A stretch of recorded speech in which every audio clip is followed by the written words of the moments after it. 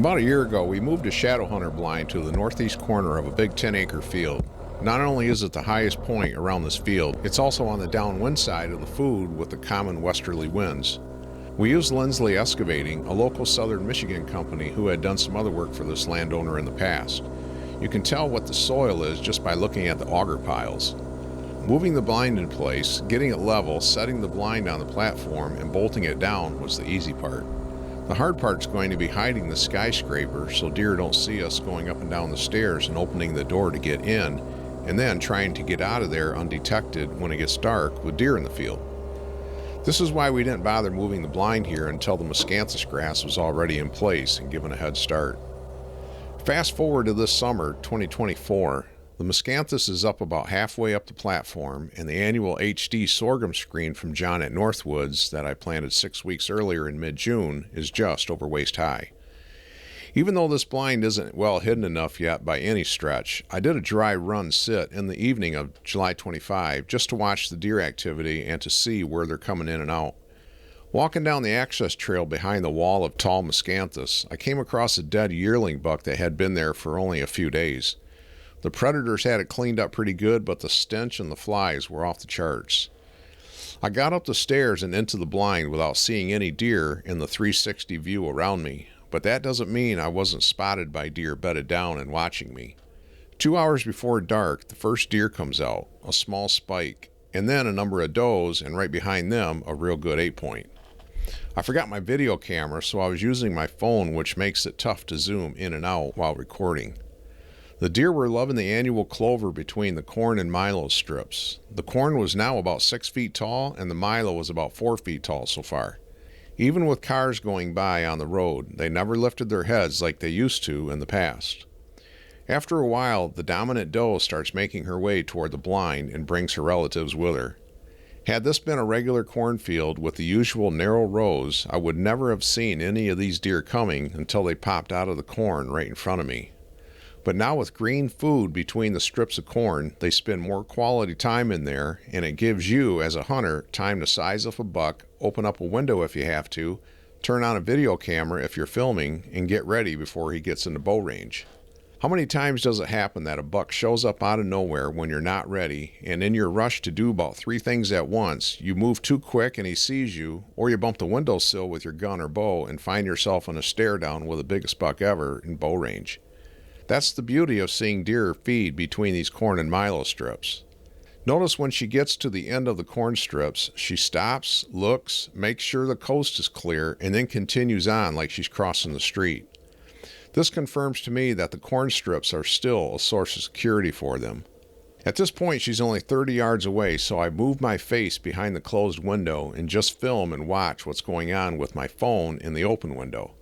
As she moves through the young switchgrass, she starts heading for the dead buck on the access trail. Nose in the air, she moves into the Miscanthus wall and stops next to the buck. After waiting over a minute for her to come through, I slowly pan over to the other deer that were trailing her to see if they were still coming. The second doe had stopped at the end of the corn rows and was staring at the blind from 30 yards away. Something looks different. She sees 2 open windows.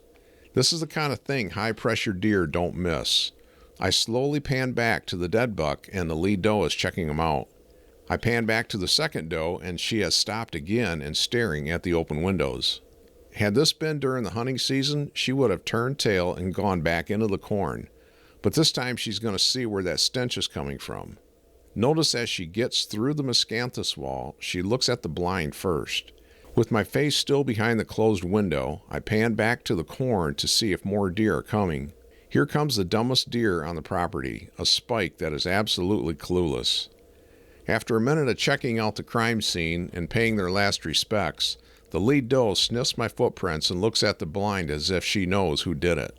About then, another spike joins the party from the neighboring property to the north and goes through the tractor gap in the Miscanthus wall, which we strategically put at 25 yards from the blind for an easy bow shot.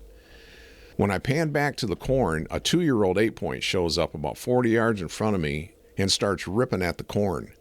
While chewing a mouthful, he stares back at the blind because he also noticed the blind looks different with 2 open windows. The way he's tearing up the corn, there probably won't be much left by hunting season. This is one reason why we tried a couple strips of milo. The deer still haven't touched it yet, and it'll be interesting to see how it does through the hunting season.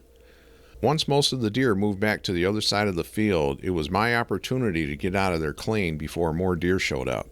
So before I closed the side window, I checked behind the blind with my phone to see if the coast was clear. There stood a doe at the fence, already looking at the open window, and probably saw my phone. She stood there for about 3.5 minutes, staring, before she turned around and left. This is going to be a problem. Even if the HD screen and the Miscanthus reach their full height, it still won't be high enough to hide a hunter opening the door to leave when the deer are around. I don't like letting even one doe or fawn see me come and go from a blind or stand, because the fawn that's with mama could be a button buck that we're already conditioning to avoid our food plots. And if he sees us again the next year, then you can bet when he gets to maturity, he'll know all about your blinds and stands, and come every deer season, the only time he'll use your food plots is after dark. This is why landowners tell me that hunting their food plots the first year was productive. Lots of deer and good quality deer. Then it started to tail off the second year, and by the third year the hunting was lousy. Their trail cams showed the bucks in their food plots only after dark. That's when they contact me or my buddy Jake. We both see the same scenarios like you see in hunting shows and videos where blinds and stands are too close to fields and food plots without any screening, and they're so high in the air that the tallest screen can't hide them from getting in and out of the blind. On the flip side is the first blind we moved for this landowner a couple years ago. This was also a shadow hunter blind that was on the edge of a 3-acre food plot where every deer in the plot could see the hunter open the door and get in and out. There was also a ton of bedding behind that blind, so long term the deer hunting was only going to get worse. So we moved it to the west end of the plot where behind it the cabin was at the bottom of a long hill. After cutting down some trees and clearing some brush for the blind, the same excavating company came to drill the holes for the platform, tossed in some cement cookies, placed the blind on the platform, and set the whole thing in place with a skid steer behind an existing wall of autumn olive and dogwood bushes. The first year we planted a 10-foot thick strip of Northwood's HD screen for a better visual barrier short term, which worked out great the first season, and we planted 3 rows of Miscanthus right in front of the platform for a more permanent screen. Now this summer, the Miscanthus is already up to the bottom of the blind, and we don't have to plant the HD screen out front anymore. By fall, the latter will be completely hidden, and the landowner will be able to hunt this blind more often without boogering up the food plot or the bedding areas. So when gun season arrives and the lead starts to fly, this setup will go a long way in keeping more bucks on this property and away from the brown and down neighbors so these bucks can make it to their next birthday. If you have any questions about anything in this video, leave it in the comments below. And if you got any good takeaways from this, give it a like and subscribe, and I'll see you on the next video.